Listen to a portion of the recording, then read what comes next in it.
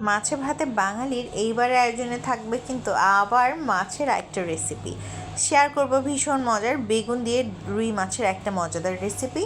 তার জন্য প্রথমে এখানে হলুদ আর লবণ দিয়ে মাছগুলোকে ম্যারিনেট করে রাখা হয়েছিল এবং তেলের মধ্যে ভেজে নেওয়া হচ্ছিল। মাছগুলোকে উল্টে পাল্টে ভালোভাবে ভেজে নিতে হবে। আর ভেজে নেওয়ার পর কিন্তু এগুলোকে আলাদা করে সাইডে রেখে দিতে হবে। আর এদিকে 4টা বেগুন এখানে কেটে নেওয়া হয়েছে। আজকে এখানে প্রায় 10 পিসের মতো মাছ রান্না হচ্ছে। বেগুনগুলোকে খুব ভালোভাবে ধুয়ে কিন্তু পানির মধ্যে অবশ্যই রাখবেন, না হলে বেগুনগুলো কালচে হয়ে যেতে পারে। এবারে কড়াইয়ের মধ্যে কিছুটা তেল গরম করে নিয়ে এর মধ্যে কিছুটা পেঁয়াজ ভেজে নিচ্ছি। এখানে 1/3 কাপের মতন পেঁয়াজ কুচি আছে। পেঁয়াজগুলোকে কিছুটা সময় ধরে ভেজে নেওয়ার পর কিন্তু এখানে আমি বাকি উপকরণগুলোকেও অ্যাড করে দিব। পেঁয়াজগুলো একদম ভাজা ভাজা হওয়ার কোনো প্রয়োজন নেই। এই পর্যায়ে দিয়ে দিলাম 1 চামচের মতন লবণ।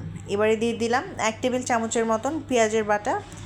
পেঁয়াজ বাটাটা দেওয়া হয়ে গেলে এই পর্যায়ে দিয়ে দিতে হবে আদা এবং রসুন বাটাও। দিয়ে দিলাম 1 চামচের মতন আদা বাটা, আর দিয়ে দিব 1 চামচের মতনই রসুন বাটা। এবারে আবার একটুখানি নেড়েচেড়ে দিচ্ছি। এই পর্যায়ে একটুখানি অবশ্যই নাড়াচাড়া করতে হবে, নয়তো দেখা যাবে পেঁয়াজগুলো পুড়ে যেতে পারে। তাই জন্য এই ক্ষেত্রে অবশ্যই একটুখানি সতর্কতা অবলম্বন করতে হবে। এবারে গুঁড়া মশলা দিয়ে দেওয়ার পালা। দিয়ে দিলাম ধনিয়া গুঁড়া 2 চা চামচ, দিয়ে দিব জিরা গুঁড়াও 1 চা চামচের মতন, দিয়ে দিব লাল মরিচের গুঁড়া 2 চা চামচ। ঝালটা আপনারা আপনাদের প্রেফারেন্স অনুযায়ী কমিয়ে কিংবা বাড়িয়ে দিতে পারেন। হলুদের গুঁড়া দিয়ে দিলাম 1 চামচের মতন। এবারে সব কিছুকে খুব সুন্দরভাবে মিশিয়ে নিতে হবে আর মশলাটাকে ভালোভাবে কষিয়ে নিতে হবে। এই পর্যায়ে অল্প একটুখানি পানি আমি দিয়ে দিচ্ছি যেন মশলাটা ভালোভাবে কষানো হয়ে যায়। ভালোভাবে কিছুক্ষণ সময় ধরে মশলাটা কষানো হয়ে গেলে এখানে বেগুনগুলোকে প্রথমে দিয়ে দিতে হবে। বেগুনগুলোকে আপনারা দেখতেই পাচ্ছেন আমি একটুখানি কিউব সাইজ করে কাটার চেষ্টা করেছি, আর সাইজটাও আপনারা দেখে আন্দাজ করতে পারছেন। এবার মশলার মধ্যে খুব সুন্দরভাবে বেগুনগুলোকে কিছুক্ষণ সময়ের জন্য মিশিয়ে নিতে হবে আর একটুখানি ঢেকে দিতে হবে যেন বেগুনগুলো সেদ্ধ হয়ে আসে। আমি কিন্তু এই পর্যায়ে কোনো ধরনের পানি ইউজ করিনি, আপনারা দেখেই বুঝতে পারছেন। এবার ঢাকনাটা তুলে একটুখানি নেড়েচেড়ে দিলাম আর আরও একটুখানি কষানোর পর এখানে 1/2 কাপের মতো পানি অ্যাড করে দিলাম।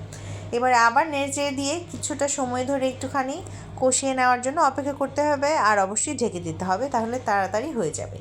এবারে আমি আরও পানি অ্যাড করছি। এখানে প্রায় 2 কাপের মতন পানি অ্যাড করা হয়েছে। আর এবারে বেগুনগুলোকে একটুখানি সাঁতার কাটার জন্য রেখে দিলাম। এবারে আস্তে আস্তে করে ভেজে রাখা মাছগুলোকে আমি এর মধ্যেই দিয়ে দিচ্ছি। মাছটাকে একটুখানি সাবধানতার সাথেই দিয়ে দিবেন, আর বেশি নাড়াচাড়া করলে দেখা যাবে মাছগুলো ভেঙে যেতে পারে।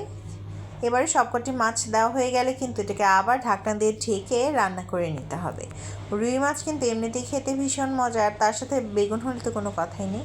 এই পর্যায়ে 5টির মতো মরিচ আমি এখানে অ্যাড করে দিলাম এবং আবার ঢাকনা দিয়ে ঢেকে দিতে হবে। এভাবে 10 থেকে 12 মিনিটের মতো রান্না করে নিলে কিন্তু তৈরি হয়ে গেল ভীষণ মজার বেগুন দিয়ে রুই মাছ। এর স্বাদ বাড়ানোর জন্য উপর থেকে ছিটিয়ে দিতে হবে একটুখানি বিলাতি ধনিয়া পাতা। আর এরপর 3 থেকে 4 মিনিট চুলায় রেখে নামিয়ে নিলেই আজকের মজাদার বেগুন দিয়ে রুই মাছ কিন্তু তৈরি। কেমন লাগলো রেসিপিটি জানিয়ে যেতে আমাকে একদমই ভুলবেন না। সবাইকে অনেক ধন্যবাদ।